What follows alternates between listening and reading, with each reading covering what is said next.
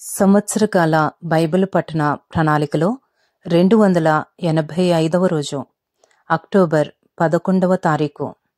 ఈనాటి అనుదిన బైబిల్ పఠనములో 4 అధ్యాయములు పరిశుద్ధ గ్రంథంలోని పాత నిబంధన గ్రంథము నుండి సామెతలు 21వ అధ్యాయము, 22వ అధ్యాయము, 23వ అధ్యాయము మరియు 24వ అధ్యాయము. ఈనాటి భాగములోని 4 అధ్యాయములలో మొదటి అధ్యాయము సామెతలు 21వ అధ్యాయంలో ఉన్న 31 వచనములో, యెహోవా చేతిలో రాజు హృదయము నీటి కాలువల వలెనున్నది, ఆయన తన చిత్తవృత్తి చొప్పున దాని త్రిప్పును. ఒకడు తనకు ఏర్పరచుకొనిన మార్గము ఎట్టిదైనను తన దృష్టికది న్యాయముగానే అగపడును. యెహోవాయే హృదయములను పరిశీలన చేయువాడు. నీతి న్యాయములను అనుసరించి నడుచుకునుట బలులు నర్పించుట కంటే యెహోవాకు ఇష్టము. అహంకార దృష్టియు గర్వహృదయమును, భక్తిహీనుల క్షేమమును, పాపయుక్తములు, శ్రద్ధగలవారి యోచనలు లాభకరములు. తాలిమి లేక పనిచేయువానికి నష్టమే ప్రాప్తించును. అబద్ధములాడి ధనము సంపాదించుకునుట ఊపిరితో సాటి, దానిని కోరువారు మరణమును కోరుకొందురు. భక్తిహీనులు న్యాయము చేయనొల్లరు, వారు చేయు బలాత్కారము వారిని కొట్టుకుని పోవును. దోషభరితుని మార్గము మిక్కిలి వంకర మార్గము, పవిత్రుల కార్యము యథార్థము. గయ్యాలితో పెద్ద ఎంట నుండుట కంటే మిద్దె మీదనొక మూలను నివసించుట మేలు.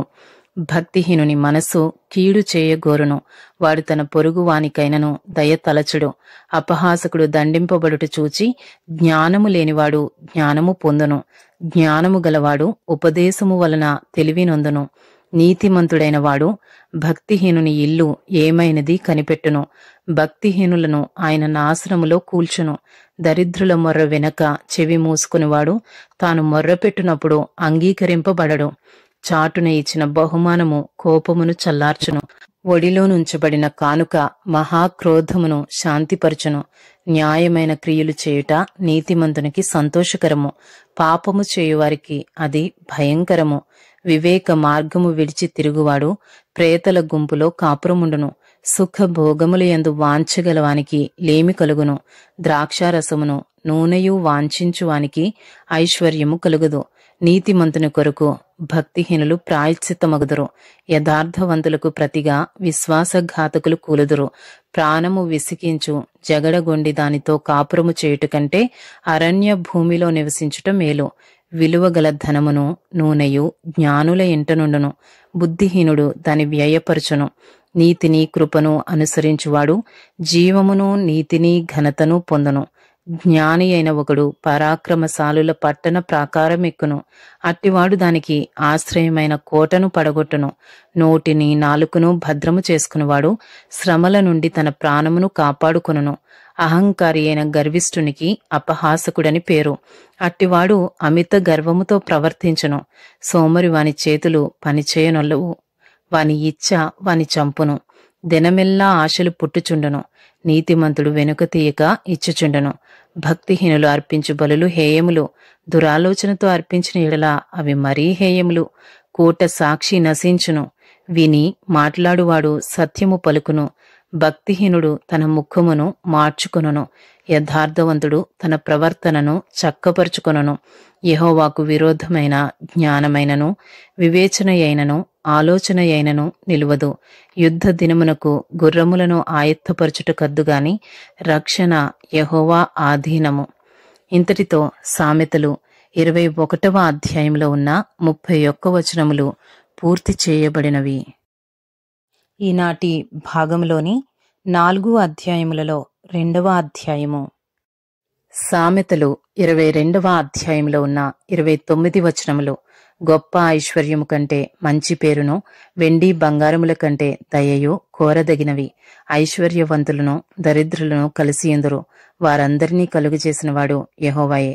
బుద్ధిమంతుడు అపాయము వచ్చుట చూచి దాగును. జ్ఞానము లేనివారు యోచింపక ఆపదలో పడుదురు. యెహోవాయందు భయభక్తులు కలిగియుండుట వినయమునకు ప్రతిఫలము. ఐశ్వర్యమును ఘనతయు జీవమును దాని వలన కలుగును. ముండ్లును ఉరులును మూర్ఖుల మార్గములో ఉన్నవి. తన్ను కాపాడుకునివాడు వాటికి దూరముగా ఉండును. బాలుడు నడువవలసిన త్రోవను వానికి నేర్పుమో వాడు పెద్దవాడైనప్పుడు దాని నుండి తొలగిపోడు.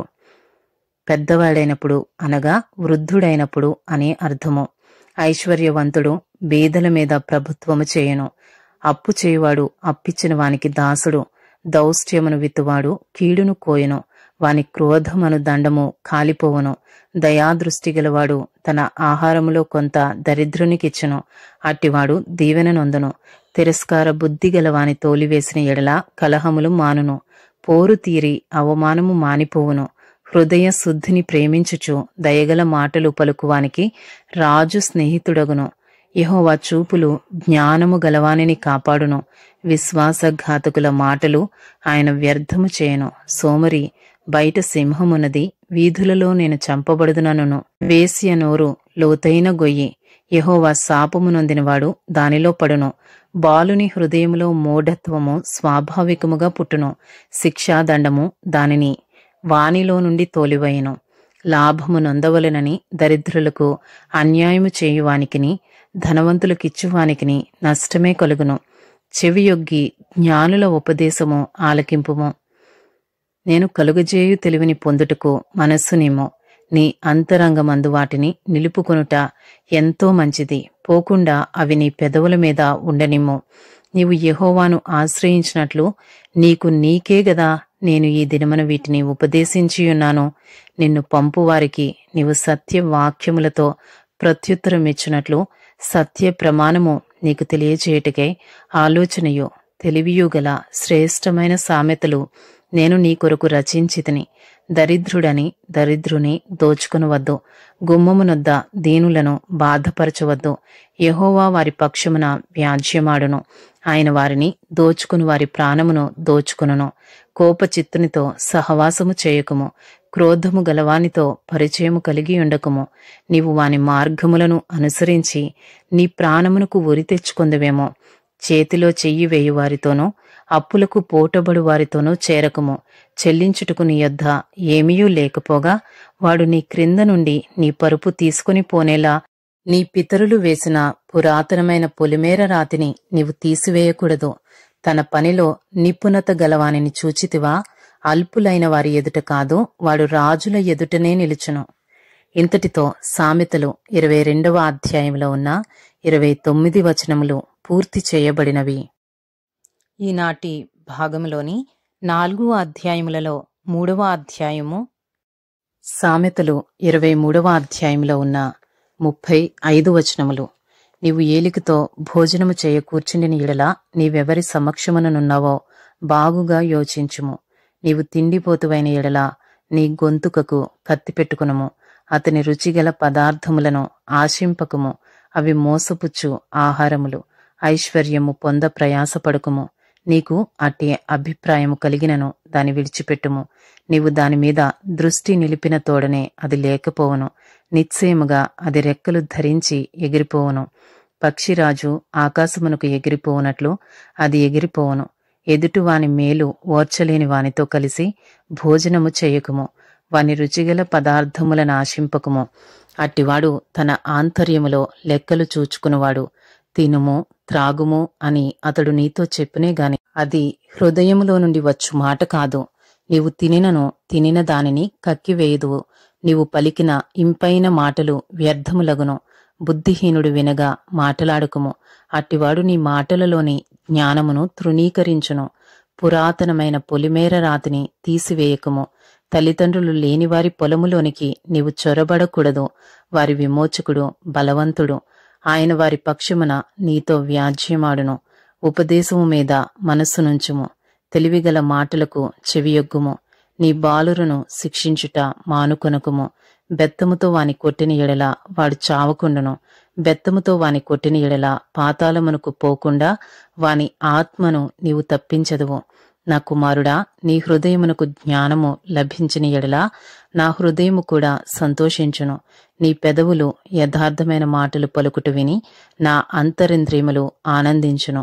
పాపులను చూచి నీ హృదయమునందు మత్సరపడకుము. నిత్యము యెహోవా యందు భయభక్తులు కలిగియుండుము. నిశ్చయముగా ముందుగతి రానే వచ్చును. నీ ఆశ భంగము కానేరదు. నా కుమారుడా, నీవు విని జ్ఞానము తెచ్చుకొనుము. నీ హృదయమును యథార్థమైన త్రోవలయందు చక్కగా నడిపించుకొనుము. ద్రాక్షరసము త్రాగువారితోనైనను, మాంసము హెచ్చుగా తినువారితోనైనను సహవాసము చేయకుము. త్రాగుబోతులను, తిండిబోతులను దరిద్రులగుదురు. నిద్రమత్తు చింపిగుడ్డలు ధరించుటకు కారణమగును. నిన్ను కనిన నీ తండ్రి ఉపదేశము అంగీకరించుము. నీ తల్లి ముదిమియందు ఆమెను నిర్లక్ష్యము చేయకుము. సత్యమును అమ్మివేయక దాని కొని ఉంచుకొనుము. జ్ఞానమును, ఉపదేశమును, వివేకమును కొని ఉంచుకొనుము. నీతిమంతుని తండ్రికి అధిక సంతోషము కలుగును. జ్ఞానము గలవానిని కనినవాడు వాని వలన ఆనందమునొందును. నీ తల్లిదండ్రులను నీవు సంతోషపెట్టవలెను. నిన్ను కనిన తల్లిని ఆనందపరచవలెను. నా కుమారుడా, నీ హృదయమును నాకిమ్ము. నా మార్గములు నీ కన్నులకు ఇంపుగా ఉండనిమ్ము. వేశ్య లోతైన గొయ్యి, పరస్త్రీ ఇరుకైన గుంట. దోచుకునివాడు పొంచియుండునట్లు అది పొంచియుండును. అది బహుమందిని విశ్వాసఘాతకులనుగా చేయును. ఎవరికి శ్రమ, ఎవరికి దుఃఖము, ఎవరికి జగడములు, ఎవరికి చింత, ఎవరికి హేతువులేని గాయములు, ఎవరికి మందదృష్టి. ద్రాక్షారసముతో ప్రొద్దుపుచ్చువారికే కదా, కలిపిన ద్రాక్షారసము రుచి చూడ చేరువారికే కదా. ద్రాక్షారసము మిక్కిలి ఎర్రబడగను, గిన్నెలో తలతలలాడుచుండగను, త్రాగుటకు రుచిగా ఉండగను. దానివైపు చూడకుము.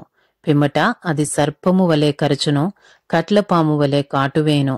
విపరీతమైనవి నీ కన్నులకు కనబడును. నీవు వెర్రి మాటలు పలుకుదువు.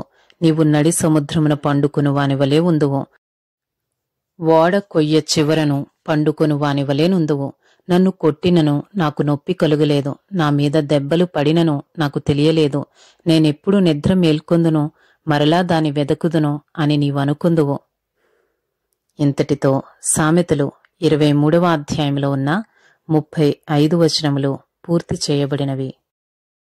ఈనాటి భాగములోని 4 అధ్యాయములలో 4వ అధ్యాయము, సామెతలు 24వ అధ్యాయంలో ఉన్న 34 వచనములు. దుర్జనులను చూచి మత్సరపడకుము, వారి సహవాసము కోరకుము. వారి హృదయము బలాత్కారము చేయ యోచించును. వారి పెదవులు కీడును గూర్చి మాటలాడును. జ్ఞానము వలన ఇల్లు కట్టబడును, వివేచన వలన అది స్థిరపరచబడును. తెలివి చేత దాని గదులు విలువ గల రమ్యమైన సర్వ సంపదలతో నింపబడును. జ్ఞానము గలవాడు బలవంతుడుగా ఉండును, తెలివి గలవాడు శక్తిమంతుడుగా ఉండును. వివేకము గల నాయకుడివై యుద్ధము చేయుము. ఆలోచన చెప్పువారు అనేకులుండుట రక్షణకరము. మూర్ఖునికి జ్ఞానము అందదు. గుమ్మమునొద్ద అట్టివారు మౌనులై ఉందురు. కీడు చేయ పన్నాగములు పన్నువానికి తంటాల మారి అని పేరు పెట్టబడును. మూర్ఖుని యోచన పాపము. అపహాసకులు నరులకు హేయులు. శ్రమ దినమున నీవు కృంగిని ఎడలా నీవు చేతకాని వాడవగదువు. చావునకై పట్టబడిన వారిని నీవు తప్పించుము. నాశమునందు పడుటకు జోగుచున్న వారిని నీవు రక్షింపవా? ఈ సంగతి మాకు తెలియదని నీవు అనుకుని ఎడల హృదయములను శోధించువాడు నీ మాటను గ్రహించును కదా. నిన్ను కనిపెట్టువాడు దాని నెరుగును కదా. నరులకు వారి వారి పనులను బట్టి ఆయన ప్రతీకారము చేయును కదా. నా కుమారుడా, తేనె త్రాగుము, అది రుచిగలది కదా. తేనె పట్టు తినుము, అది నీ నాలుకకు తీపియే కదా. నీ ఆత్మకు జ్ఞానము అట్టిదని తెలుసుకొనుము. అది నీకు దొరికిన ఎడల ముందుకు నీకు మంచి గతి కలుగును. నీ ఆశ భంగము కానేరదు. భక్తిహీనుడా, నీతిమంతుని నివాసమునొద్ద పొంచియుండకుము. వాని విశ్రమ స్థలమును పాడు చేయకుము. నీతిమంతుడు 7 మారులు పడినను తిరిగి లేచును. ఆపత్కాలమునందు భక్తిహీనులు కూలుదురు. నీ శత్రువు పడినప్పుడు సంతోషింపకుము. వాడు తొట్టిల్లినప్పుడు నీవు మనసున ఉల్లసింపకుము. యెహోవా అది చూచి అసహ్యించుకుని వాని మీద నుండి తన కోపము త్రిప్పుకొనునేమో. దుర్మార్గులను చూచి నీవు వ్యసన పడకుము. భక్తిహీనుల ఎడల మత్సర పడకుము. దుర్జనునికి ముందుగతి లేదు. భక్తిహీనుల దీపము ఆరిపోవును. నా కుమారుడా, యెహోవాను ఘనపరచుము, రాజును ఘనపరచుము. అలాగు చేయని వారి జోలికి పోకుము. అట్టివారికి ఆపద హఠాత్తుగా తటస్థించును. వారి కాలము ఎప్పుడు ముగియునో ఎవరికి తెలియను. ఇవియు జ్ఞానులు చెప్పిన సామెతలే. న్యాయము తీర్చుటలో పక్షపాతము చూపుట ధర్మము కాదు. నీ యందు దోషము లేదని దుష్టునితో చెప్పువానిని ప్రజలు శపించుదురు. జనులు అట్టివాని యందు అసహ్యపడుదురు. న్యాయముగా తీర్పు తీర్చువారికి మేలు కలుగును. క్షేమకరమైన దీవెన అట్టివారి మీదికి వచ్చును. సరియైన మాటలతో ప్రత్యుత్తరమిచ్చుట పెదవులతో ముద్దు పెట్టుకునినట్లుండును. బయట నీ పని చక్కపెట్టుకునుము. ముందుగా పొలములో దాని సిద్ధపరచుము. తరువాత ఇల్లు కట్టుకునవచ్చును. నిర్నిమిత్తముగా నీ పొరుగువాని మీద సాక్ష్యము పలుకకుము. నీ పెదవులతో మోసపు మాటలు చెప్పవచ్చునా? వాడు నాకు చేసినట్లు వానికి చేసేదను. వాని క్రియ చొప్పున వానికి ప్రతిఫలం ఇచ్చేదననుకొనకుము. సోమరి వాని చేను నేను దాటిరాగా, తెలివిలేని వాని ద్రాక్ష తోట నేను దాటిరాగా, ఇదిగో దాని యందంతటా ముండ్ల తుప్పలు బలిసియుండెను. దూలగుండ్లు దాని కప్పియుండెను. దాని రాతి గోడ పడియుండెను. నేను దాని చూచి యోచన చేసుకొంటిని. దాని కనిపెట్టి బుద్ధి తెచ్చుకొంటిని. ఇంకా కొంచెము నిద్ర, ఇంకా కొంచెము కునుకుపాటు, పరుండుటకై ఇంకా కొంచెము చేతులు ముడుచుకునుట, వీటి వలన నీకు దరిద్రత పరుగెత్తి వచ్చును. ఆయుధస్థుడు వచ్చినట్లు లేమి నీ మీదికి వచ్చును. ఇంతటితో సామెతలు 24వ అధ్యాయంలో ఉన్న 34 వచనములు పూర్తి చేయబడినవి. ఈనాటి భాగములోని 4 అధ్యాయములు సామెతలు 21వ అధ్యాయము, 22వ అధ్యాయము, 23వ అధ్యాయము మరియు 24వ అధ్యాయము పూర్తి చేయబడినవి.